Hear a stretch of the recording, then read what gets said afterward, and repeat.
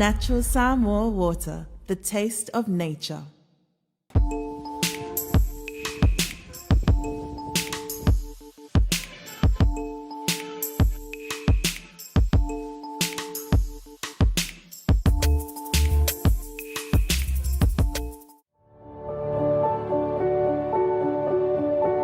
Unwind your busy day with a cup of royalty.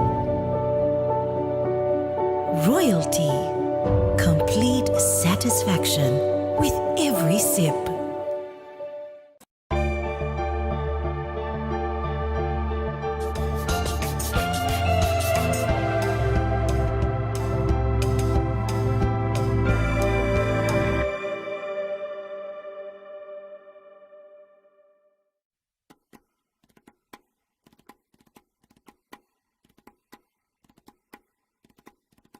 Faraile lenei Feiloaiga matiute mga luenga lenei fo yasa whainga luenga. Ia, mālor soi fo manuia, mālor fo de langi mama, taua tai, mai se fo i o tātou ngā luenga uma sa whainga yeisi o tātou o tano. Nei fo i whaare tau aso, ia mga luenga lenei vai aso, vi ele tua, e ile nganga maulunga ia sa manuia me uma ile alo Feiloaiga si o tātou o tano. Uai manuia ile whae uma lenei vai aso, whatalo whatuai, e ngang whaaloalo i lau mua mai Samoa. Samoa nei mātunu mamao po o vea foile upenga ta whailangi mo mai eili tātou Polataivao ma sani le nei. Ia o le talanoanga li taitai o le malo ma le Faasalalau. Hatalo whatuai fo i le pa ia ma le malu maulunga o tātou o Faasalalau. Ia no maenga esese. Televise le tionu spepa ia o whea lava le au nanga i lunga o penga ta whailangi. Ma lorso i fo manuia. Ai o le whaawawina leo tātou Polataivao masani ia sefalele taitasi, whaamalulu atu a whaisitele le pisi le nei aso. Ua tauti leila i titi ele tātou Polataivao. Taupu mua o whaiunga sa whaiwina le kāpeneta ilan fontanga masani a solulu. Nai me taupu mai o io mo le silifia le tātou atunuu. O le whaiunga ua taunu i ele kāpeneta i le whaamautuina, whaamarusia, mai se le toe whaamapueina o le ofisa o le loia sili a le tātou malo.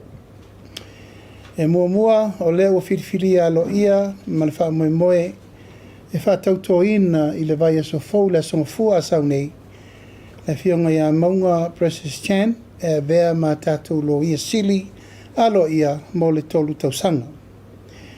I leta penanga le whiriwhiringa o le whionga le tamaitai loia sili. Ua tape nai le ofisa o le loia sili ina ia toe iai si tianga mau o le lunga. Ai mai se le wha mau poponga e tala whenga iai. Ina ia toe mai le ofisa o le loia sili i le mea te tau o na iai. I lona tūlanga lo ia, i lona tūlanga tau aloa. Ai mai se lona tūlanga ato toa ina ia mapo ne lei ma ia ato o toa le au whenga luenga e whai o le whale, au le ano whale. Mai tauina le taimile nei ia o le tele o le au nanga whalo ia. Ua na o nai taimi lava e whenga luenga i le ofisa o le loia sili. Ia o na nga irola ia whenga luenga inisio mtanga luenga le malo, whalapa tonga le malo. Ia o le taimi vo i lea ua tuu nao ai le ofisa. Ma tūla ia i taimi e tuu fesili ma tau whaatali le malo. E ala i tūlanga o whaiunga, whautuanga whaatula whono. Manisio mtau pul whaamsinonga e tau ave ai tiute whaaloia sili. I te tonu le wafa whenga e le tau singa o le ngā luenga, whaale tūla whono i au au nanga, ale matanga luenga le loia sili i te tonu le tātou malo. Ma lea wa mai ai o na whaatulanga nisio ai inga whainga whaavai fau. O loia uma nei sa i to tonu o mtanga luenga whala popitonga uma le malo, sa ngafa ma le ngā io ina o loia tuto o tasi i to tonu o matanga luenga uma le malo, o le atu e whaafoi uma i lalo o le loia sili. E tapena ai le afu atoa, ma le tu tino atoa o le mtanga luenga o le loia sili. Ina ia tu whaatasi umai au nanga tala whenga i whaale tū la whono. Aewa ai atu atoa ai le tautua ina o le malo. i tūlanga, tau whautuanga, tau tūlafona. E mātātu nei la le whaamoemoe le wai nei. Le a le toe whaia ni lo ia i to tonu o mtanga aluenga te itasi le malopa la whala popitonga. A le a toe whaafo i umale wa unanga whaalo ia. I lalo lo ia sili ona, fitu una i mai le lo ia sili, le lo ia ma le lo ia ngafa ma le vainga o mtanga aluenga whala popitonga.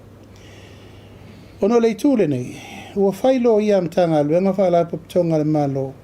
Ai le mawhai o na lato tau a veina uma tiute. E tala whenga iai, o na avea mawhauwhau tuasili le malo. O nisi mta upu o paulawa na o ni mta upu whaalo toi whale mtanga aluenga whaala popitonga. Ai a olo ina tau a veina mta upu o ngā ieitu a lalo whaale malo, matu a lalo tala whenga i. I taimi o whaamisinonga, ua le mawhai o na lato tau a veina.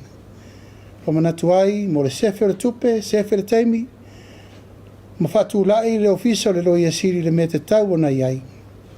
Ua te tau o na toe ave uma vanoa nei i lalo. O le mtanga aluenga ale loia siri. E whaatonu tonu folau ai le anga waa, whaatonu tonu folau ai le ato o tō le uaunanga, ma whaatonu tonu folau ai tūlanga umalawa o whautuanga whaale malo, whaale tūlafono. Ina ia mawhai o na ausia uma ai inga. E au no ai ma se toe whisiringia. O nisi o whautuanga mai nisi o loia mai whafo.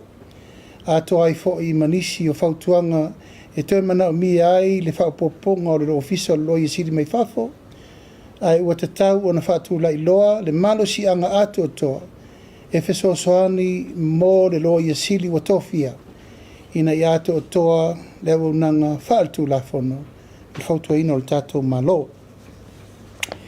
Nona lua ia ua tāpena le tātou malo, mo le taringa malo o le ipo le lalolangi, ia i tūlanga o le tāmeusanga o le ipo le lalolangi o le awhaia mai Samoa nei, i tūlanga tausisinga me mamafa. O lea ua tāpena le whaamoemoe, e ngafa ma le tātou Oceania Weightlifting Institute, le Pasifika atoa, ia ma o loo whaasolo nei tāpenanga e whaia mai nei i le aso lusu limo aprila i le aso ono me, lua whelusu ono. Ma upasia el tātou ka peneta si tino i tupe valu se lau ma le iwa afe, lima se lau afe tāla. Valu se lau ma le iwa afe, lima se lau tāla. O lea tupe o le ata pena ai le nei taimilisanga le lalulangi whaavau malo, ipo le lalolangi o le awhaia mai Samoa, mai o le a ngafa pea lea ma le tātou asosi sisinga me mafa, o lo o whiangai ia ma le tātou asosi, lo ile whiangai atoa pepe, ia Jerry Warwick, a warwha moe moe mo le tāpena ino le nei wha moe moe le tātou asosi sisinga me mafa. Tolu, ia ua whai wina, i le vai aswana nei, sanga fua ma le solua, le fonatanga alo ia sa fono mai, fono fau le tātou malo. Sa whaile sfalile lente, nei sa la whai. O le asonga fua ma le solua, le na ato ma ie lima su tasi tu malo. Sa fono mai te fono, sui fono whaavai, au whainga luenga, whaapurapula ai le manu lauti, le tātou malo e ala i mea umo, leu whaatulangatu. Ia awa le whaanga yo ina o tātou ploketi miliona. Tātou ati na e o nuu maanga, ma le ati na engo le tātou atanu. Le ripoti la tamai, ua siria maltolu suritu malo wa umana tāpena atu, a lātou whainga whaavai ma mea uma, ma iei wha moe moe, o le vai aso lea a saue a matai o na sainia uma, ma le lienga tau tupe, wha mamurua i whafo, le tasi tesi ma le valu, miliona tala i tu malo uma o mai e o na tāpena atu o lātou maunga le restala ia matulanga o lātou plans ma mea uma i whaasolo ai i tau lumanga o isi ati na e ma mea uma o leo o mai e o na whaasisi lātou o le tātou malo ma e langona le nganga whaaftai tu malo uma o e na fio mai lima su tasi tu malo te fono so whatasi ia malato umo lewa tapena ina e tawa veina tiute whatete fono. i te tonu o lesi 5 tausanga. Alona wha ia wa sia le tatou malo le tūlanga o le nofoanga ta whaingata o lo la wha i la pisi.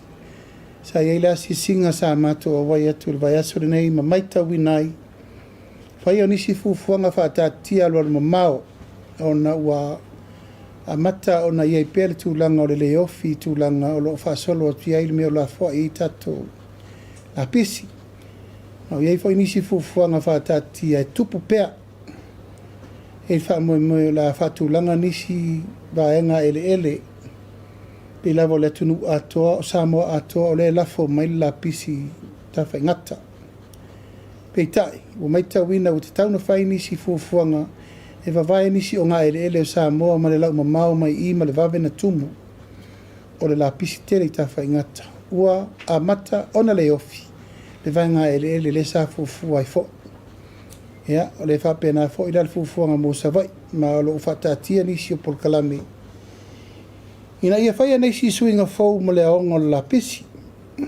Taimine nei, nā le tuu ai tono lori, compact, avatu, lau lalo tanu.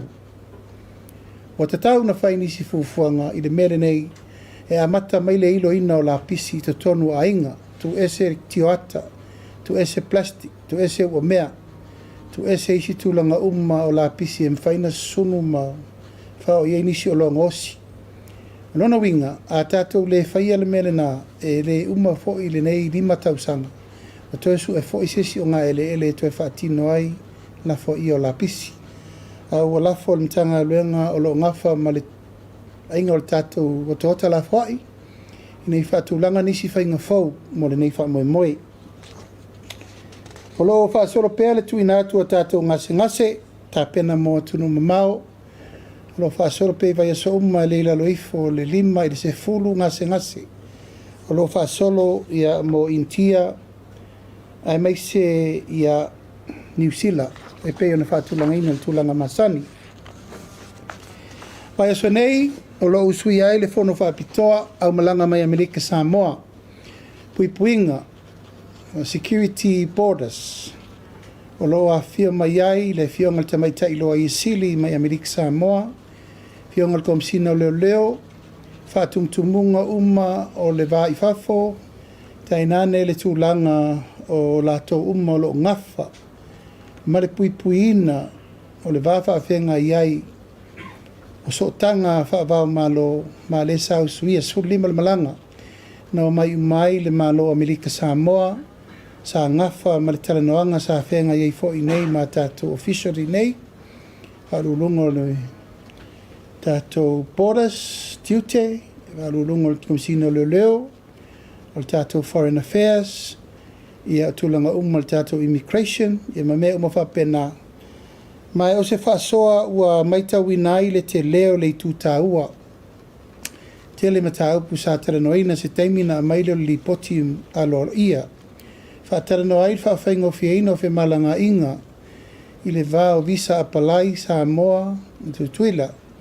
Whawhaingo fiel whawhainga lewenga ino tangata pe na irwhela ua ingo tangata le vā Stakis. Whawhaingo fie le sa ilinga o awala e puipui ei Samoa mai fuala au whasaina. I tūlanga o le sotanga wāwala lata. E mwhai ei o na mai o io le puipuia. Siaki ino uta a ere ia mai ei tutuila mo Samoa. Whapena foli taunu mai mo Samoa nei. Ma iei le teletonunga ia te le sao tāua o nei whontanga tāua.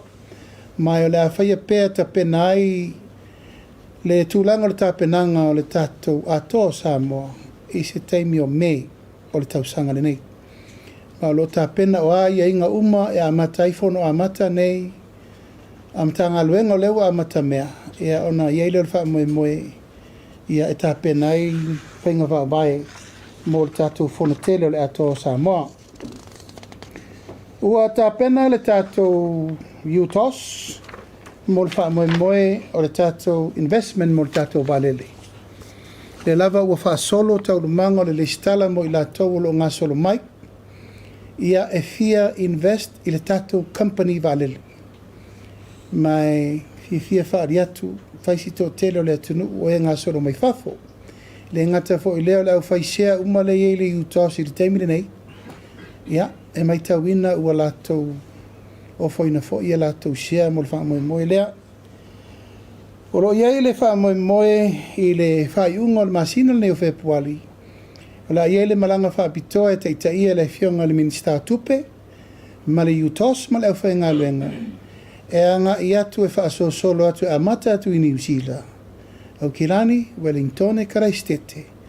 E le stala lo ia i lato e mana o mia le lato investment e le tato valele. A maea, i ana wha soro vole Australia ma Amerika. Po whea lava le meo lo ala ilpa ia ma le mamalu le tato o tenu. Lato te mana o mia na lato investment e le tato valele. Ia, ma e ve volne ia vanoa e vatoisi wha mamla manga le malo. Ono lewa matana whesiringia. E wha pēleo i eini whainga wha vai mani tū la fono. O te wha alia alo i atu. Wa umana tāti tia, whainga wha vai ma tū la fono. Ia inga o kampani wha pēnei. E le ni mea fau, whainga paanga nei ale malo ma tangata teito tasi. Wa umana wha tātia. Pau a le suinga ma le whainga fau. Ono se taimi mua le nei. Wa tatala ise a vanoa e a fia umma le tunu atoa. A tūlanga i wha tūla fono, o le ala leo le wha o ngā le tātou utos. Ono i o lo tāti ai whainga wha vai ma tūla fono. O lo i ai le lima teita ina, e ma whai ai ona e alu, e teo wha whainga alu inga lau tupe. I le mea e te whina ngalo i ai. O le ala e wha ali manino ai ina i ana i te i voa ua. Vai atu foi o lea e sau le tūlanga o le whapea mai. Ia, ina nei mea ane wa mai lau tupe le lopo o whea be i ai. Whamaumaunga, ma mea lo ia, e le mawhai o na avese tupe te tonu se i vana ngā ua whai uma ia inga, low swafa, o identification, ata me uma e te le stalai i tūlanga ua ngā i ai low wha moe moe, e te le stala mo le tātou company valele. Ia, o le tātou tūtotasi, ia, tā pena le tātou tūtotasi pe ona whai atu mo le tōru aso. E lava ua uma na fono wha alua le komiti, tā pena uma tūlanga uma pe ona iei wha moe moe i tātou whainga meri tai, tātou wha iripu, tātou tau wanga savali, tātou tā longa kirikiti, tātou tā longa lakapi, ia au whai pese, siva, tā leni, variety show, ia tūlanga o wha alinga o loa, whaleainga, mea umalava, o leo tā pena mo le tātou tolu aso. E le ngata fo i leo le walaulia o tātou malo mai fafo, ia ma mea uma mo le whasolonga, o le tā penanga, o le tātou tutotasi. Ma ua halu lava le itutino ia ma tātou soa komiti. E tā pena le tātou wha moe moe. E walaulia atu ai wha pitoa o ai uma ni tu malo iaia la tu wha iripu o to toi. Ia tūlanga o le walaulia. E o mai e whawhiwhia ma tūlanga ma sani pe ona iai, wa ua whaisi umi, talu na tū, a pena fhoi whaalinga tau wanga savari a onga, a pena fhoi tūlanga tau ta longa pe ona whai atu, o le rua vai aso au rumana i le tātou tūtotasi, e tatala aloa i el tātou liki kirikiti Samoa, whai e fhoi le stala e tā aro i tātou au nei, au le vai aso le te wila. Ia e walaulia mai champini uma o aua Samoa o lo ia tunu uma mau. Ma e tatala le vanoa mo so se au champini po New Zealand, Australia, Amerika, Hawaii, Tutuila. Ia o le ua whaato ai mai nisi o au. Le o mua le o mai o le Secret Island Boys mai Hawaii. Sa mātou Feiloaiga ana le la o lo whaatali nisi o au mai Amerika Samoa, whapena foi au mai Amerika, mo le sairinga champini tātou kirikiti Samoa, ia maisi tūlanga uma peo na iaile whātūlangana o whamoe moe. Au le nganga atoa, ina ia tātou maua se sisi ngā fua mānaia, ia male whamoe moe tātou te toe foi le mesa tātou sauai. Whai uma mei tia whau, a mata atu la stonai, sal tātou lotu, so ngā fua sisi le fua, whai whavivianga, e lua na fua e whai whavivianga, whai murinu uto e whai luma whai le tātou malo nei. tau lava whaawiwhianga le tau sifuru ngā suta sirpo. E se foi whaawiwhianga e whai pese whaawiwhianga siva. Mai se foi tūlanga whaawiwhianga I tū malo uma. Lua pese mai savai, lua siva mai savai, lua I tū malo. Lua pese, lua siva whapena foi tū mua nei. Alo ave foi le avanoa e veri whaaloalo mo le pese mal siva I tātou uso mai tutuila. Ia, mawala aulia lato top 5 e ala I tātou tū ngā whautasi. Le foi ta pena le whamoe moe le tātou tū ngā whautasi. O le whamoe moe. Tolu aso le tātou tū tōtasi. Tolu aso tū ngā wā. Whail tū ngā wā mo mua tātou I nei. Whail tū ngā wā a tutuila lātou ia ma lātou wā. Ia e whaile whaino. Tū whātasi umai wā uma. I le aso muni muri o le tātou whamoe moe. Kana ngalawa ia tātou tuen maua le mesa tātou ia iaso ia. O le sisi ngā fua mana ia fifia. Ia o le me muli muli I le toe nā tia le tūlanga. Ko e fo nei vai taimi ma whalewe lave le malofia. Sa watu ai lava le tūlanga o lapata inga I le tau. Sa unoa I ai le tātou mtanga aluengo wa ai tau. Mei se fo I le saunga le mū, leo. Mei se I la tō lo pui peita. Ia wa tātou wa aipea ma le whānoa noa tūlanga o whālewe lave. Sa lo pe tolu le whā, tino mari liu o ena mari lemo o no tāwhenga. Ia mei se le maliu ai o le sunga I le li sa tini leo o no se whālewe lave tupu whāfua se I lungo le sami. Mai le umai lava le tūlanga o le lapata ia pero tātou watunu. Ia ono tūlanga o le lava le o toa al whamoe moe le tala o le tau. Ia watu e fōi le lapata inga ina ia mātaala. Mai se whai tete I teimo ti munga ma me wabena. Ina ia wene I tue tupu mai se whare lave. Tō tasi fōi le alo o lena maua na Afia le tanki fiva. Ia e whapena fōi le watu o ti mainga ono tūlanga o wha mai pisi ma me umu whapea. Ia tau lawan tātou whai tete. A vea nei tūla e watu le wha mai senga. Ia inga mai lato uma o e na Afia. Ia ono le tūla I mai o nei whare lave tātou te le tau pulea. Ale nganga malwha moe moe ia tātou maua se sio manga saonga le mua e mese le sefe. Mo tātou uma ia o tātou taum whai pe pui tātou mai swinga. O sa whaafo se I mai ma le whaatau tau o le tātou tau. Ia, manatu pauna o nai mata upu sa manatu ai whaasoa mo tātou. Ai la fotuia le pa ia malu maulunga o tātou au Tusitala.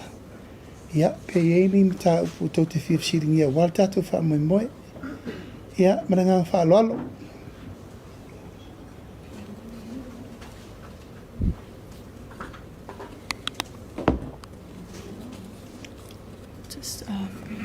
E whatalo whatula o whionga I le nei vaenga le aso, ma lo sau noa. Ai o la usili mo la o whionga. O le asa whaia le tō Feiloaiga mataitai fono ai tū malo I le aso anafi. E mawhai ona whamanino mai le ale tūlanga sa o iei tō Feiloaiga. Po a foini lui tau o lo whianga iei male mta upule I le taimi nei. Ai me se tūlanga o taitai fono. Whamanimola o whionga. O mana whaile whono mtaitai whono uma sa wa I las whalele lente nei. O ma waina whaile whono ma taitai whono ma whono whaawai uma mo Upolu le asonga fua ma le solua. O le whaamanatu lana ave iai e whaatulanga uma mai I se taimi wawe le stala mo le amatanga o le whaatulangana o I tū malo fau. Mana tua iei latou e fau la latou tete fono. E voi latou sa tete fono mua. Tuuna ila lista langa sui awai o fono whaawai taitasi. Ma ole vavena atoa mai o whaamaunga nā ma latou district plan. E ole vavena nāna whaatula ila latou tupe. O le iei whaamoe le I uma Fepuari. Ua uma ona saini ia funding agreement e ave I tual tasi tesi ma le valu miliona tala. Mai pauala na o le mele whaasolo le taimi nei o man faila whaingaluenga o man tapiki le au whono whautua man whatula i a whainga whaavai whau ia e tue pauna mele whaasolo le proceso le whaatulanga na o le ano whale o le komiti. Sai o le se ofisili fa mole le ua saunoa le Afioga i le sa whaapitso e langolango i le talsanga a le HRPP i le whaamasinonga fa Apia e le sa au wala o le tofinga o taifono o le ase fina ngalo lau Afioga i le amsa upu fa mole. Ia o le fina ngalo ane na o le sa whaapito a o lea ua watu whainga whaavai ale malo whainga whaavai na e muri ta i e whiriwhiringa le walu i teimine nei e whaapeo le lato fina ngalo le whaamsinonga ia lato na ia tau a e le tau fia ai whainga whaavai le uwhata atia to le malo whainga whaavai e whetuutu na i mai le taimi e le whaapeo mai whainga whaavai na whaile no fo inga lente atu nei e whaua teimine nei o ala whainga whaavai usui atu o whainga whaavai na le utato waluai ai o la le lato ulangona e whaapeo le whaamsinonga ia tato Feiloaiga le whaamsinonga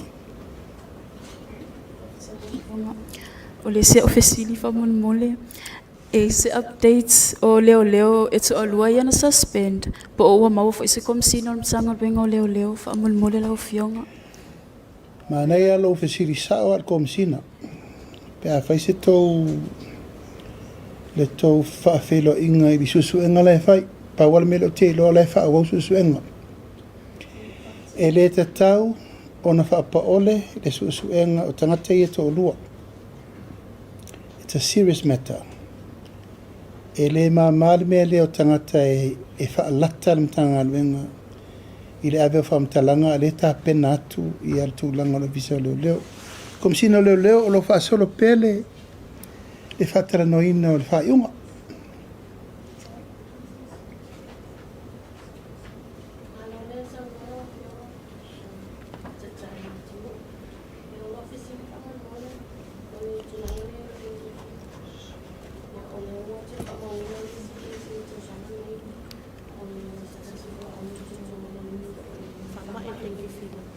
Se o watu man to se fulu la to to fa ma mi fo poi se fo fanga fa ile al malo fa mal mole la Afioga e to ama to no to fa i al vainga le sa fa ia mo wala puinga to fa na fa la o wala fo to ia fa now to fa solo fo i to i no ma fio anga awala vale le puinga mai se o sa ona mo o mi te le ona to ona pepesi to no le to no nei fa mai fa mal mole la Afioga o umana mato fono male tato National Security Committee e iai male whalemai tonu o umana a veli tu alalo na po isau tō sisi latu lawa o lato press releases ona o le tala o le tau ona o le lamatia o tūlanga le whaamai o la ua umana a veli tu alalo mai ua alu tangata i e whailana mata whai oi tel tonu la sirifia soi fu malolo ina me taunu whai e taunu whai apena fo i tūlanga le o tātou pui ngai mei e tupu mai e ana i tāwhenga e ma mea uwha pena o umana a tu alalo e whātinu mai o le mea taunu whai. Whionga o leo alo i ona whaasisila e le mtanga luenga soi fua malolo ina le tunu mole no fosila fia le tunu e ui elo e se case o le Nipah virus.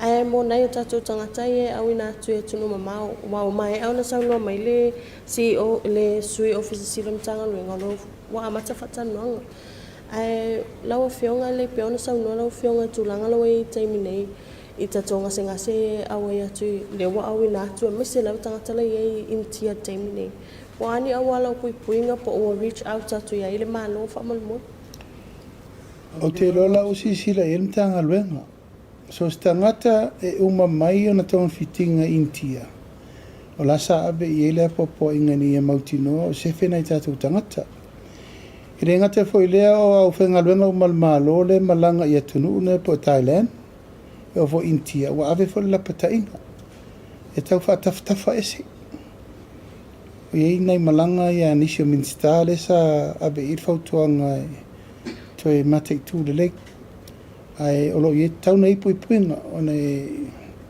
o sau fa mai ile fa pe fa tua ia a te lo la o mana ta pena i se fu malo loi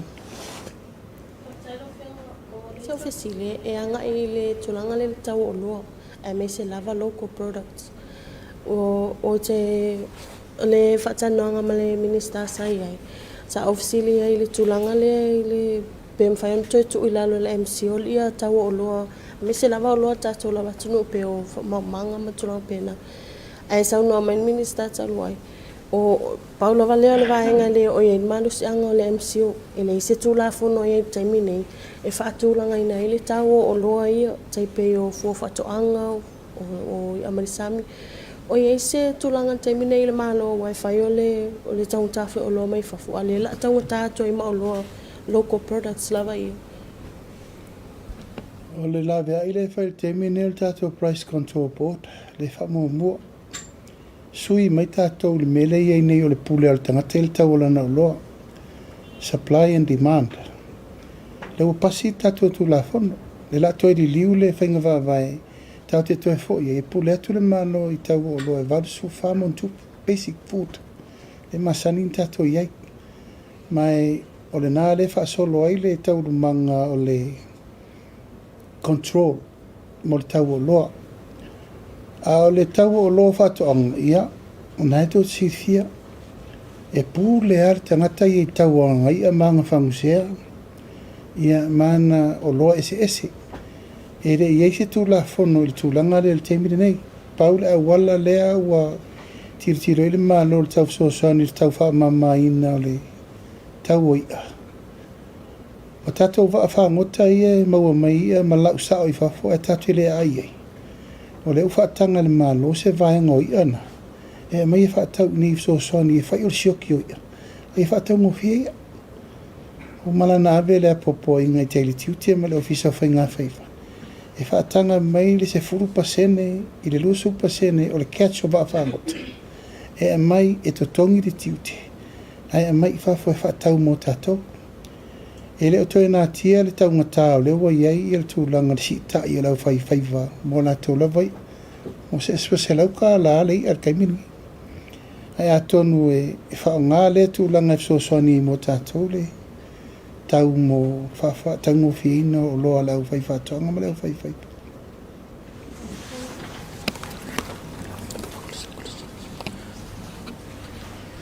Whao tai lau whionga mo lau no. O le tapenanga o tutua tasi e leo sao no lau fionga le tele o Pokalamea la whaatino ina. O le pesili lau fionga pe whaamata i fia sele ni leua whaanganga e le malo mo tulanga o tapenanga ato le tutua tasi. O le vai so fau tu whaatasir paketi. Mai e le whaatamala le malo le tulanga e tau tapena le tato tutua tasi. O le temine i leu tatia le lima se la wafi. Paketi tatala na rena amatai. E ono tato fufuanga. E tolu aso. O lima se la wafe na le afaso le masang tato ye. Na lai ono wha mautu lima se la wafe le na ile afaso. A tato taranola pe a wharatawhata ita. I rumia afaso lima se lau. Aso ato milion. Ina fitu na ile tato meiu ta pena. Alfa moe la vai. Ta pena le rei tato tuto tasire nei. O le aso sa tatou tuto tasi. E au aloro laupe o le wha aloro ngia. O peise me vore le paua inga tika box wa uma. A o le aso le tatou tuto tasi. E taun tatou manatu natu le le iei. La mena reina sisi le fua wha whena whai. Oina whaia. Tatou manatua sa o tonga o tatou iei. Pule tatou ia tatou. O whiola mai tupuranga. Sala tore sa vavadi tu ni le fo taute. O peina no se aso furinga ngo kwa kula ngo maile al malo si le fu a uma. Ele se fatau. Ale nganga atoa le umanatu ai. Tatu toe fa manatu i tupulanga la lavao tupulanga fa me tatu manatu wa nga alwenga na fa yo tatu matu. La so fa manatu mo tatu al paketi se io o vaso le pe fisi na mela a fatulanga mo tato va mai. E manino lau sau noa ngā e lea iaina e le malo ia tulaga mata upu faalotai fale i tumalo ai iai i tumalo o loo iai na o se vaega o afioaga i tumalo pe ia latou te le taliaina le tulaga o ia o mafua mai lava ia ono tulaga o le poloketi o le se silasila lau fionga ma le malo ua na o se vaega le latou teteina ma finauina ma pe ona iai tusiua ua o mai foʻi ma auina mai ala e lagolago e isi nu o le isi afioaga le itumalo le poloketi ma tulaga umu le fa e ono taufia ai seʻi mae ona so alaupule ia loto i fale o itumalo pe faa e le taufia ai le pokalame latou ia faasafua ia e ina itumalo sa ia tugaluga e le natia le foi sa o mai tumalo matu terano inisi foi tumalo tulo lava pe o le tumalo faasalalau no mela lua sa o mai matu Feiloaiga ia o faamalulu fole ia i me ua taunu ia i le taunu unga firfiriga pe faavae le malo ia mo tu lalo ia o mata upu falo tu fale o so lo pule falo tu fale tiu te ai o le malo a vatu latina e o i fota pena matala no e le so abita u le se tonga fiti ai a fa u ri to ala se no upo se pito no upo se tu malo fo ia ola ia la to le ti ma le tatala e fa u wa se bloketi ai pe no fo e le fina ngalo le malo ia polocal bloketi o le tau atangia mai whapea ua ia le malo le pule ma malu ali i whai pule ele ai se me whapea na wa ia to le malo pa ua le tala sanga le malo o e so le pule i whainga vai o le ua vatu e le malo o lai fina o mai lava whai mai po le me o le whiwhiri ai le whai pule li tu malo Faasalalau le anga no mele lua o le tali ele i apalai na lai ona whiwhiri ma ngele e vem taita o fea la le metua i le malo ana apalai manua e se ato al tau lumanga o le melefa. Ia le mai tau atu lava, ia lava ufa mai o te tau tala se sa apalai. Ele i apalai. Na wai wan sa uno atu le minista, ele i apalai. E o le lola pola le sitala la fai. A le tala le malo, o le tala fai ure na. Ele i apalai le fiunga le rifai pule. Ia, a tau si ia o le uo, mai tala e whape ma tue Feiloaiga ile solua. Whape o le uo umana soa le pule, o le anga i luma le atina enga o le itu malo, ma me whape na, o ma voina u whai ei. A whape o le tau te atu ngalu, o no tau hui bai pule. O te o fwoi na atu o la o lau kif so songi le ku malo e kau, a vela ko whono wa vai pe whape o lea. Ina ia aua, ne iei se me tasi, e wha le tonu o lato poloketi. Au le lava e wha solo tera noa i lou teri tonu. Soa le pule, ma tera noa. Le voina sisile mai. Ia, o le lava ua apa e whai tei fono so whatasi. O le teri tonunga, e iei fo le sawa i latou o le vem whai pule li tu malo. O latou na apalai ma le ato toa, to lima. O le teria. O latou e le apalai toa wha e le o teria. O la tau na apalai a te te, ele o talia. Alanga ele whainga talia ska kai sau i keke. Ala fo na mafuai na whaile a vanoa isi sui o isi i tu malo la tau te o mai e a vea mata i te whanu. O la tafsili atu le baa lena au mai ele spa, pai inga lena se mawai atu nei.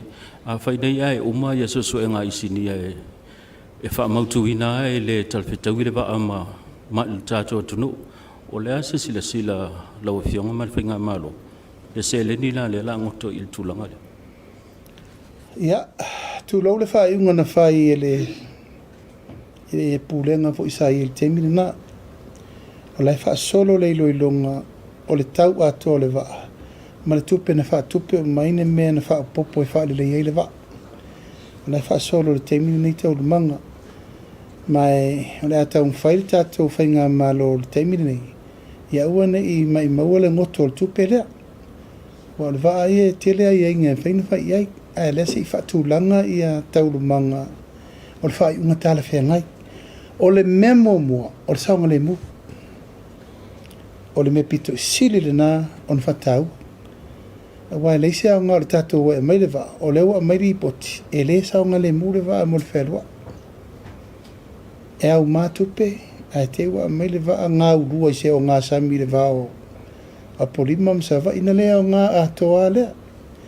Alva mo morena, o le mena na toe tiro e malo, alanga walu le whaingo le vaa. E no koe mau ai uma le vaa. Whiololo fo le tupe wat, alva i le malo. Mai pola le sia ua le toe whaatula i ei le tūlanga e toe whaola le tupe le pia whapio le whai unga mautūre la whai. O le whafo. Malo lava so no ile ufionga tai le malo.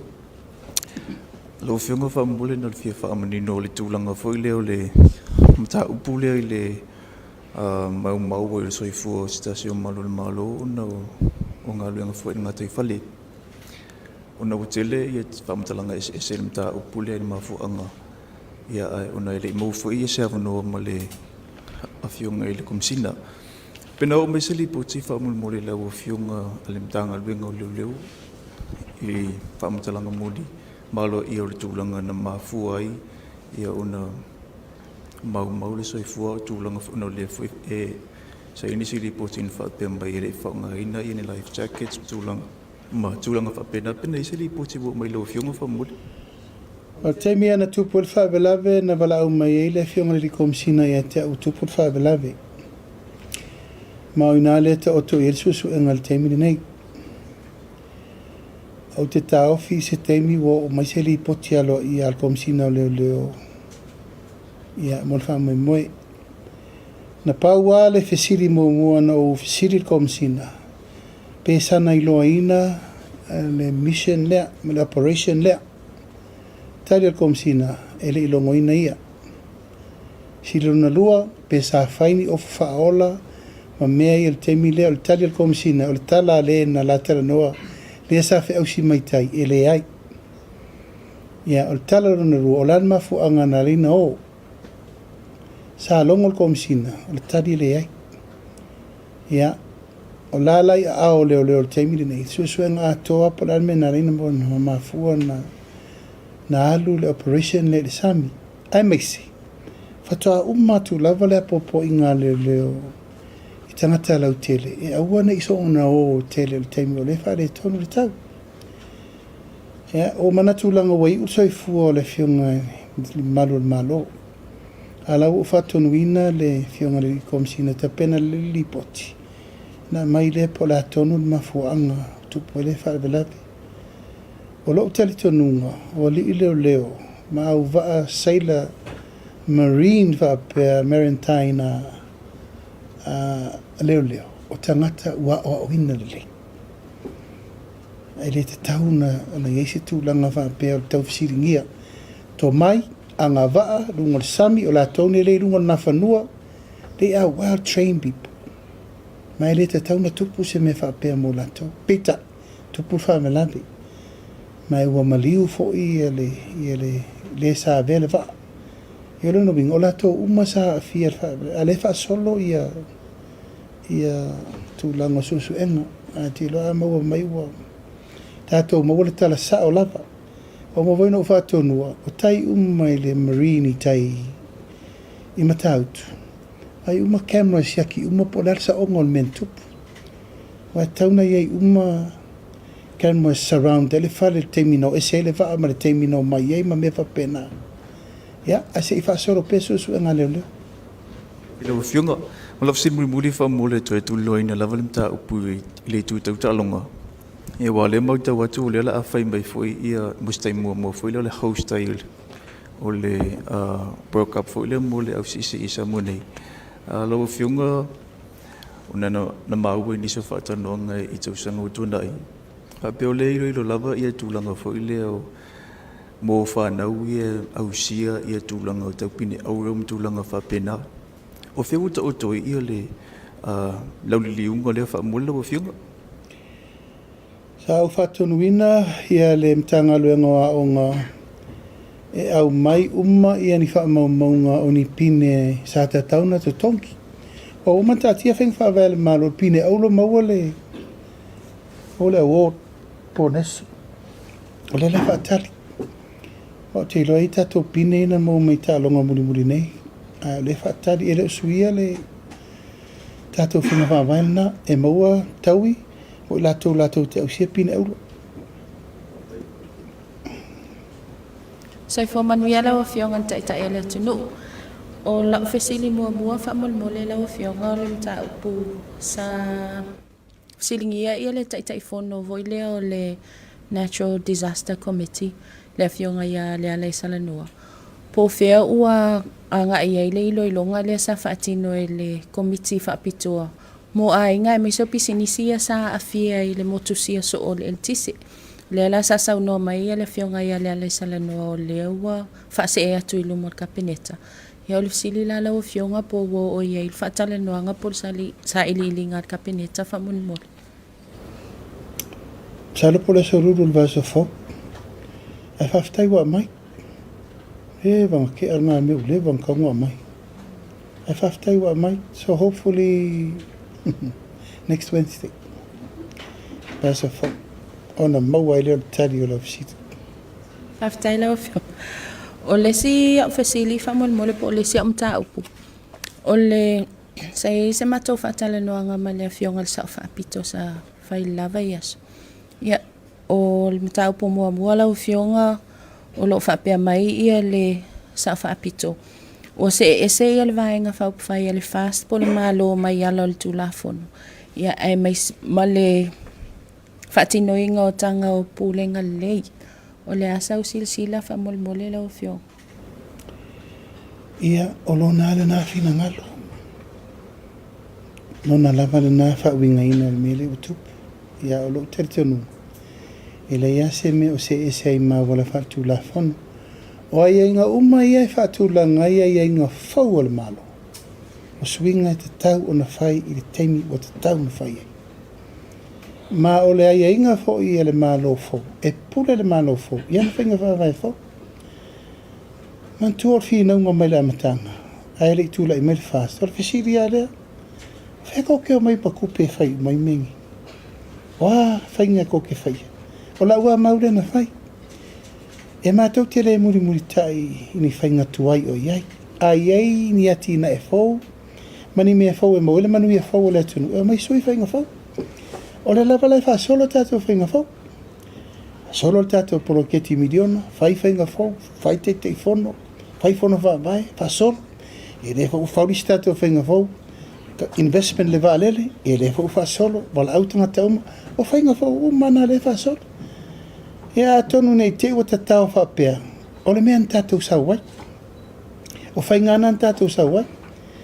E re muri tai whainga malo fau ini whainga whawai tuai. Pea ua whina ngalo le whainga malo fau. E sui, ma whaatino me whaatino iana ai ainga matina e whau taunu whai. Whaftai lau Afioga. O le silam ta upusa la ngā fo e le Afioga le sa whaapito. O le whina ngalo o fia me whapea o le ona o lau Afioga le a vea ma minista vo le o le legislative whamulmole lau Afioga. Ia ua tūla i mai eila se fesili wa fesilingi a e le sa whaapito. Le tūto o tasi vo le o le pule whaatonu, ia o le palemene, ia e whapea fo ia le whamasinonga. Po le asau silsila ia i whamulmole. O te leo ai ai na le pule al whonga whitalai. Nā e pule al whonga whitalai ia i le whaatūlanga ino ana mta upu. Te leo ai ai na vo le pulenga al whamasinonga. O la iei whesola ia o lana whamasinonga. Ai ono le whaatūla i tūlanga o le teimi tūlau lava fo'i ia le tūlanga o le tūla i mei o le tōwha ia ale vena ale. Ia nai tō te sifia. E tauna wha mama le tōwhinga mo ale nai tō te sifia lona situation. Io o le tangata na uwa ai mo whiri. Ai tūlau lava fo'i tūlanga nai tō te sifia. Nā lai o na toi e mai le whesa ia ma mai le tūlanga o le Legislative Assembly o te tau avein. E le whapea tū mawai. Ia le se me whau le tau avein le Palemia o le Legislative. Ha tau ave voi tū le pai aso ia. Ia almena, si almena e pule iau. O au le tai o le malo. E pule au I matanga ruenga e ngafa mau ma le vainga. Sosoni ia I le mea tūlanga uma. Ia nā mea o le fesiringia ia tulau lava. A te musu e whai atu se tala i e fo i sa teita ia le tunu. E tu mai se e whai lata pule. Tu mai o leo teita ia le tunu le nei teimi. Ioi. Tu mai se e whai lo teimi wha Palemia o te whai ai le whiriwhiringa wha Palemia. Ai leo lo Palemia e wha tonu mai le taun whai mele, male. Ha maru lua tua i whina ngalo ia la ua mtui la e polo o whai am tau whai mele na. Tu mai le vanoa o au leo teita ia le tunu. Tu mai le vanoa o te whai le tonu. Malu whaftai leo whionga. O nau lau o whionga o le minista mtanga luenga o leo. Ia, e le fesili tuli loa whamolmole o na le mta upo fo ilea sa ile maliu fo i alto mai tai Tusitala lau i loa ia pali. Po le ase ripoti na o mai watele ia whamtalanga wangi nga o tele fo i ripoti. O fesilingi a ile whatinonga le process fo ilea whatino mtanga luenga o leo. Pe a mawatu, pe atu lai mai se whalawelawe whapea. O nau le ia i lava ripoti wa mai e tanga ese ia whamtalanga. Ai po le ase tala mai komsina o leo i lau whionga. I le process e whaatino i leo. Pe a whapea tu lou lava. Pe a whapea o stangata ua. Pule lona soifua. Le ale process ale mtanga luenga o leo e whaatino whamonmole. Sa o mia le pule le whalpui atoa lava. Ona la wo vai batele atu ngalunga ma fa upunga le wai lunga le Facebook e felanu no wa ia fa mtalanga i tulanga me tonu le te siringia mai sa fa mtala mai fo la to pitola au sa siringia me umalama o le a le saunga le mu o ila to o lo tafia o ato ngalu ngai fai pe fa pe tulanga le i tangata tafia ma tangata o lo iai fai te tenga. Tanga lau tupu wha velafi. Ai vore stanga ta fiele na mawatu o whawhau tono kālo na vai. E o mai le soe le lopo o whea wo iei.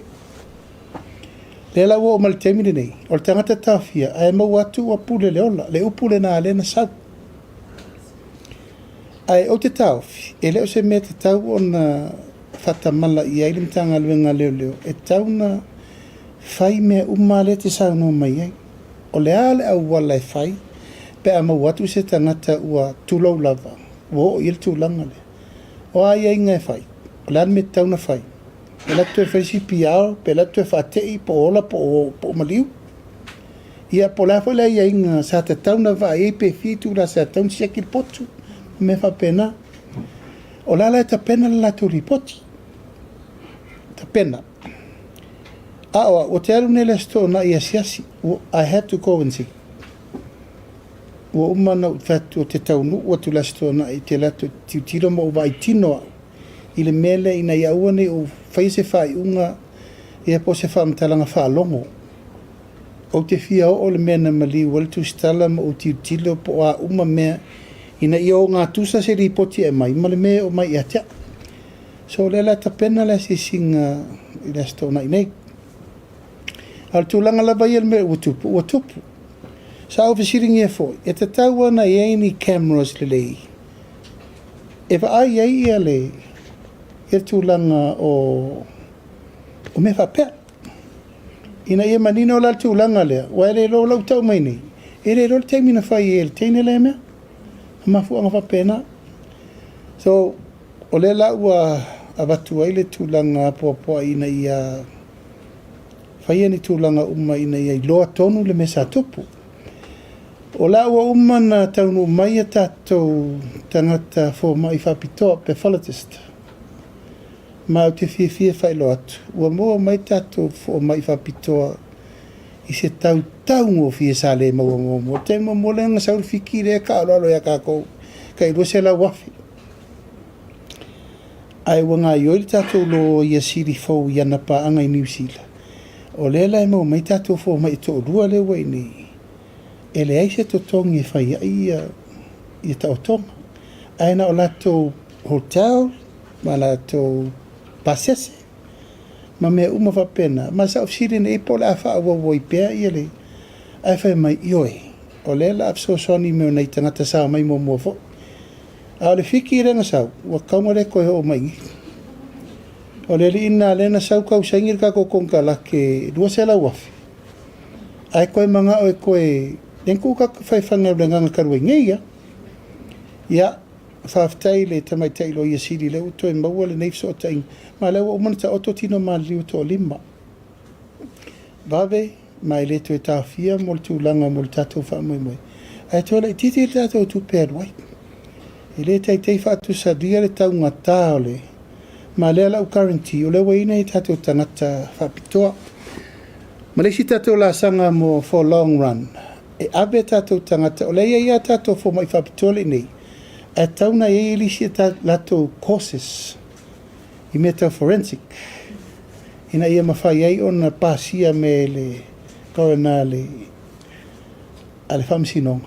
e mwhai ina o tatou tangata ia ta oto ma ia a e peo tūlanga na le e el temine i lau whawsiri mai te lele ngā luenga e te tauna whai talavona al pure al whalpui pui e te tauna mana o mia e leo al whalpui pui ona whaini training tui ngā mela leo le mau atu le tangata o e le 11 na whaise wha tūlangana se me wha le tonu e watu whaise la vei mo polisi pia Whaftai lau whionga o le tūlanga le mta upu o le o toi wha malusia ma toi wha lele ia tili e le ofisa o le loia silinga luenga o le tūlanga lea o noi e inisi o reporti fo i whailoa mai Apia.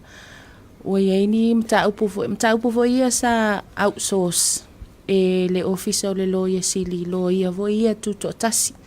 Ai pe e sinde se reporti o mai Apia o la woto e vatu ia le woto e vatu le circulator le ofisa o loia sili. Ina ia toi a mai tonu ia mata upu ia tau whamsinonga le sa outsource i lo ia tuto tasi. Po se tasi leo silsil o vaenga whalele ia vo i lea tūlanga o ngaluenga whalele ia. O toi tiltilo ia i le malo. A hoi pēna whatula utala. O le loia sili. O le whau tua siri le mano i le mo le mano. Ala me le utu. Wa outsource ngaluenga. Ai sea, wa le sei tu tino malo si o le loia siri. E whaatino ngā luenga wha loia siri. Whau tua le malo. E la koe au ma mai lo ia le sa fa fai te tono mtanga luenga wha la pupitong. E o me toi whau le tu tino le malo. O mata opu tau le malo. E ta tau o na tau ape le malo. E a leo outsource i whafo o no lea. O le lava lo ia le malo. O le lava po le whatuatuaina po le lava. E te tau o na toe whatu whatasia le tu tino wha malosi le au au nanga a le mtanga luenga loisi. Mam salo ina le ua e le tasi si tapenanga. To leni, le no pusaini ane le pepa e tau nu mai e nisi o tangata keisi whapitoa mai New Zealand. E o mai e whai au onga mo tatou loia. A me se altulanga prosecution ma me uma ina i o latou loa uma ai inga e whaafo inga luenga whaale tau a vengol tu la fon. Au te loa tapenanga umana lo yesi. Tai lau whionga toi tasi ala ofisili whamolmoli. Lei ona o se mata upu voi lea e pe ona e sila fia o te ofisili so o ai taimi o tatou whaatala noanga. O le mata upu lea se nese. Ai pe e ni whamau ni ngā mani repoti o mai a o lau whionga. Ua lea e ia whanau a o ngai ia whianga tu maule o lo o tauina le loto tamu whai. La songa fua le sa e ia o ngā whanau. Ai pei nao atu mātua ai toi whaafo i le pulea o ngā mawhai a o. O le mea utupu o leise funding. Leise funding a whalea laua o toi tuu i tua i le aso mua mati. Ai o lo ofisili ngia fo i laua whionga. Pe maua i se funding i lea taimi. O le whaafitauli nā le watula i mai le vai aso. Le nei wale ia e whanau ia. Ia whianga tu maul soifua. Le au tau ina i lo tamu whai. La ofisili whamol mole lau whionga. Po o mai le mata upu pe sa whailo mai pe o ol minisa pe sa whailo mai lau whionga. Ono le wai uana afia o ngā whanau whamol mole. Sa o man mata upu le mana o mio so soani. sa o pasia le tanga luenga o onga e tāpase so soni. Ai wala leilo wha mana tu mai. O la o ba ai se te mila tamai. Tatia mai se i ofisiri po whea ua. E tauna whai se fuafuama. Ai whaaftailo o whailo mai. Tail telo fasili na mai e ona tali e lo Afioga. Al mata upu le to e tau te unga i o tato official lawyer sili. E sa ole mai tau o tole tele o mata upu i outsource tua. E ona toi fatu la il tato NPO. O le fuafuanga le na o mana tau tino le tato o na vatau.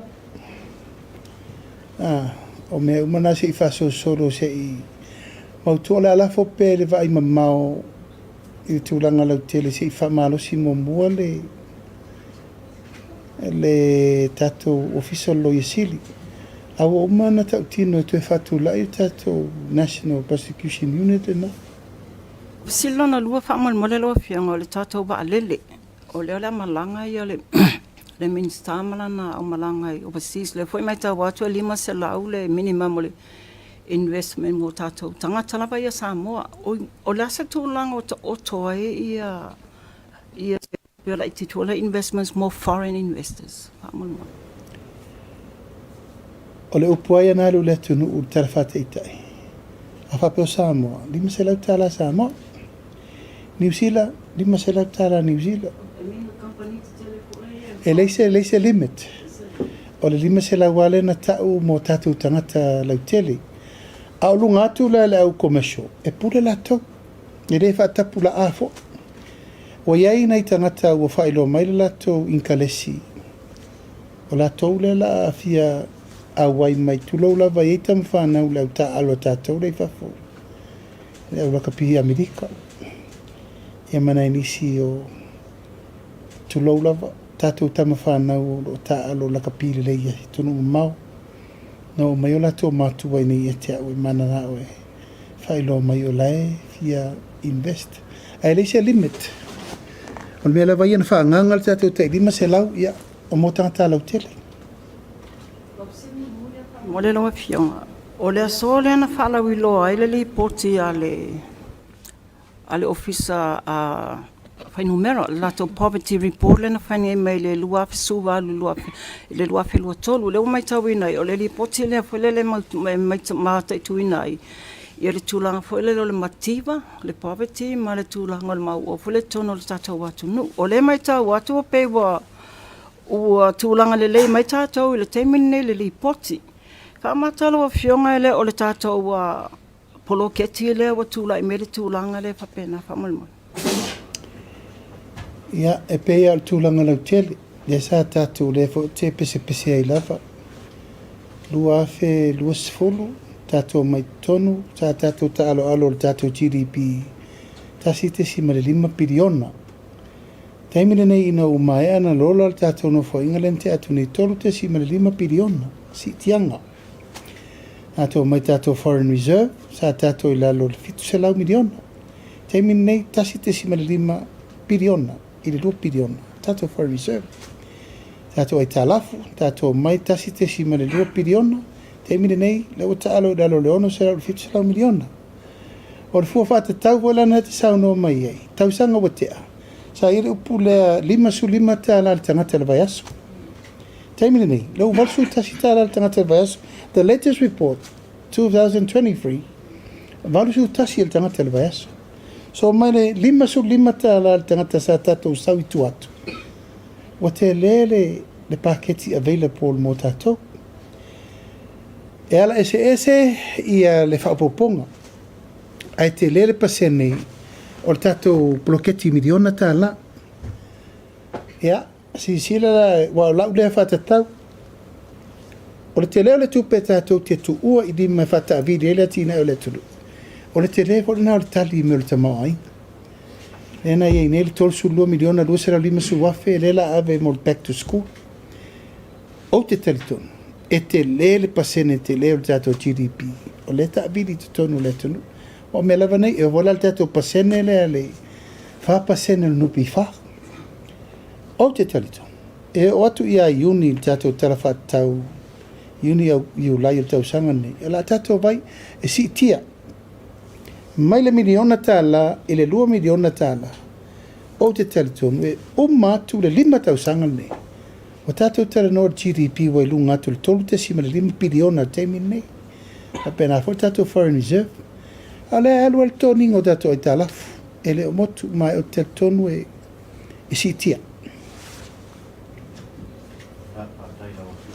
le avanoa o lau fisili mua lau afioga o le tulaga le o le selau 5 le faapea o le fesoasoani mo le amataina o aʻoga pe mafai ona tali mai lau afioga po le ase tulaga ua iai ia le nisi o tapenaga afono faavai i le vaevaeina o le ase leni faamolemole lau afioga ia lau talanoa atu au ia i loo tumalo o loo ai tumalo ia o la ua faatulaga matou lisi o le mea lai mate whaongaina o tu whatasiga o le stusinga ingoa le stats ia ma lisi palota alo tu malo o lisi palota e mawelta mati na mai lufu tasi lalo i foloa ia o whanau umalatou ia le stala i lalo ona mawolola i o tangata lava ia sasina a pena foi lana mate o tangata ia no nofo i nei a lea e whai montanga palota atu i savai lato o le stala i lalo le lispalota ma lalo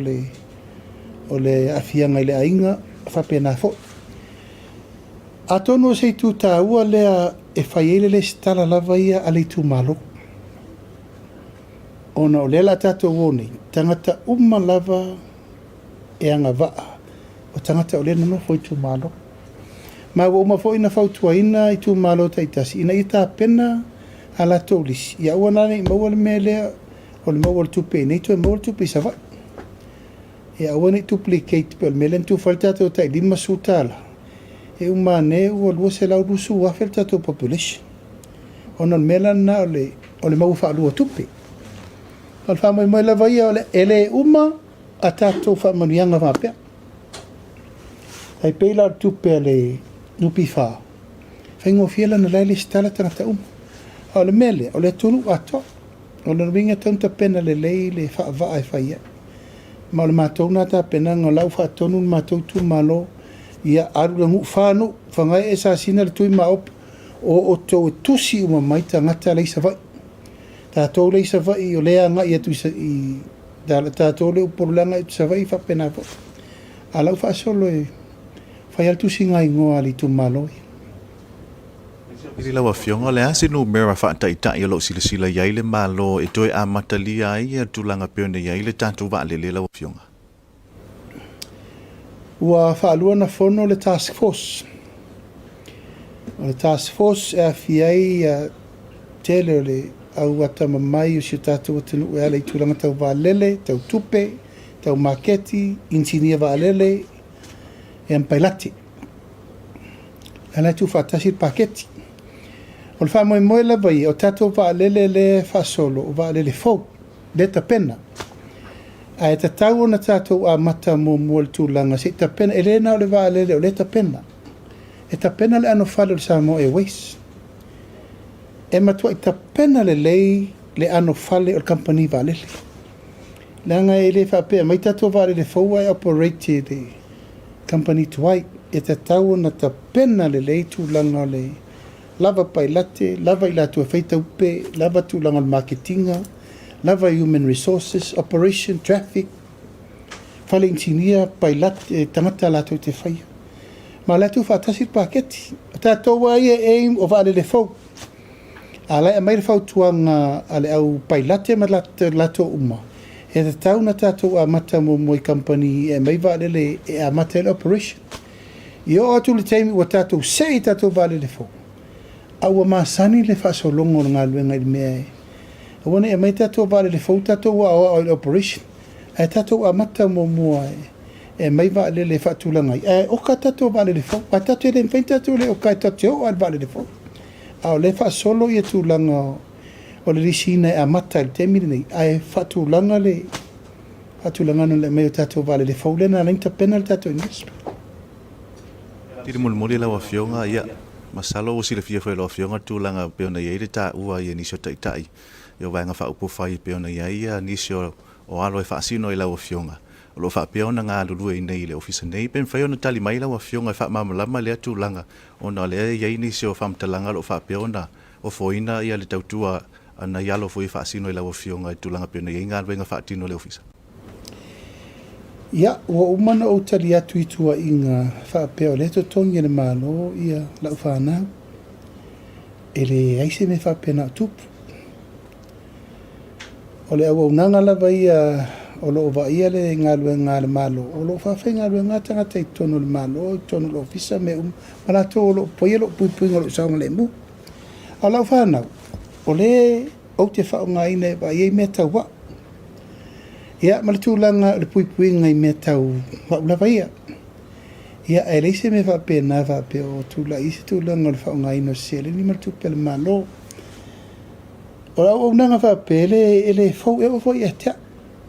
A o tau ave o matua tō whinga te tele whapea ni ula ngā ruenga le sa whai. Sa o tau tua ia wa ai kolone. Sa o tau tua ia tofi lau eti ale sana. Sa o tau tua ia tu ila epa. Ia, se ina o le temi wo ufale mai te tonu. This was my job. O te hawe vai so pena mea ai, tō whanga, whakae ele. Mena sa whai. Ele whaula ea te au malo tiu te langa lau te ilo me sa whai. E o voi la le temi nei lau whanau. O tangata ia le la tau te whai le au nanga le nei. E au ke au o sa whafose i maringa me whape ele kakaunga a fia. O le la tau na langona au taitai e la tau i le malo. A o au malau whanau e pui te o walo malau whanau i atea. O le mea o te alu iei e o mai e whai malato. Ia, nā sa tō vai o le au au nanga nā sa whai teimi si le fia tu le epa. Oh yes, he fully understand. Ala o le fia understand mar te mi. E hoi, o le ngā luenga sa whai oka. Tau tia, lona saunga le mu, ma le puipuinga sa whai. Nā tsi fia. We were there, guard him, protect him, honor him. With no cost. Ei se tupe nā lue. Nā wau tō te rote mina ve vesi ele mea. Oina tuitua. Ia leua ngai mai nei, ma upu leu sau no mai nei. E peini upu wha oso oso. Ia malongo ele mea nā whai mai a sausi oso wha inga o lau whanau e mo whioti. Lango nā lea nganga ano no tele, wha o loa taua, wha tupu ma whaunga leanga i tangata. La tuti o meta pena meni o sofa inga ma meva pena. E le i tui valea le tunu. A whai ona ma whaunga nai o sofa. Ia sau la ia o sofa.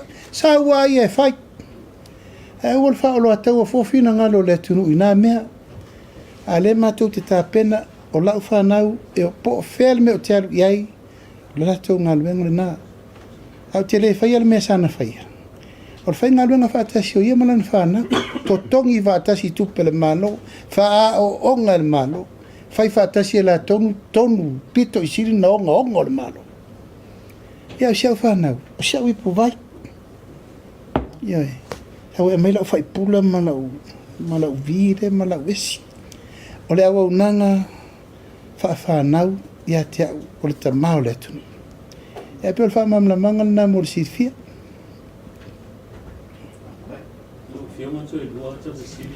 Ia.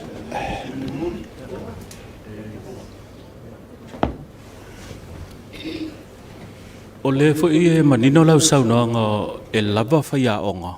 O i o le whawhita o le uti o whaia onga. Ai o le tūlanga vele le pe ua sa i li manuia i a whaia onga i a tunu mamao. Ia whapea fo i le tūlanga o le anga i sa i li nisi ngā luenga o na tūlanga tutongi. O le au nanga i a whaia onga lo le leia e pe o le tūlanga na o le uti o whaia onga. O silisila lo whionga mar whainga maa lo e si i tutongi o whaia onga ina ia fo ia il whawhita auri le wata ua telepito la au o whaia onga i la tuia le o ina whanau mō ata e au wasa mō ma le tunu whamonu. Na songa fua mātou te whono ai ma le komiti whapitoa le tribunal o lo tongi. Mai ele ai ase si ele mana o si tongi. Ele na whaia onga ho. Au whainga luenga umal malo. Everyone. Sos tangate mana o se pei si. Ia au le vai atu e fuai tatou me le tatou te mau. O la ale me ku oi pe ala farka ko faso. I le se mea o te tele tonu wina tu lau lava le au nanga whawhaia. Ele na whaia onga fo, leo, fo ma. O le mea lava e vai atu le se rengi o iei. A le tangata lava i o tele tonu rona wala wina whafo mai whawhaia onga, wha leo, wha tentau si mai. Ia le ma fo entu tu mau. Ai e mātou te whela i nā mele tusia le tātou tribunal. Pala sisi la le mālo i tūlanga le tūna inga, ia le whare tūna inga. I tala noa, tonu fo il mea lava tātou te ngawhatau li maina o le mena e whai. Ia, a tonu o leini si visili, mo le atu le ngang whawhtei tele ili. Ia mal malu ole. Tātou o Tusitala, whawhtei fo i mo i lātou tātou whatasi malene yaso. Ia, a tonu se i tātou to e wharitau wala unga. Ia, po wheo o isi tātou sui. Pēnā na mauru mai ai tonu to e mauru whafo. Ia la lea whainga lea. Ia lava le teimi e wharitātou lau ngā tongi ia na taria fia leo ni prices e mo i la tue to anga mai tātou a onga. Mori la ngā whawhtei tele, ia malu le tātou au Tusitala. Ia, Samoa malau mai mo mai, le nei tū lao le aso, la po i se upu a le tau tamali i lau whaafonga mai, ia malu a vei whale le fina ngalo.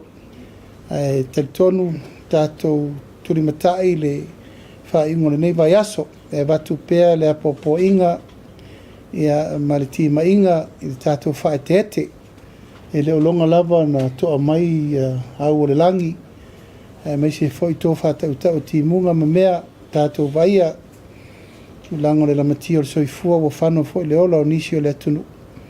Ia i level tu langa o le tātou whaetete i tu langa i nisi whawhitau li tātou tele manaumia. Tātou tau pule ola le whaingo le newa aso ma le amatanga le vaisa fau. Tele nisi o whiau mtiu te mga luenga ia ma tātou tau e whai tātou polkalame vore nei i le tai au mua. Mai se le teita ine o le alofa ma le anga le leo le atua le tātou soifua ma le ola. Manui atu le pai e maulungo si o tātou tunu i tūlanga o tele, sa mo nei ma tunu ma mau, pu ma malu ali in fai pule tai nane le kālesia, e mai se le tātou malo. Ia, whaasoi fo ia mo le nei temi, manui al tau fiafi. Most natural waters are special. Something goes in there, comes out different. Natural Sambo water, the taste of nature in a bottle. Skipper Tuna is the healthier choice for you. It's nutritious tuna flakes, packed in easy open cans. Get hooked on the great taste of Skipper Tuna today.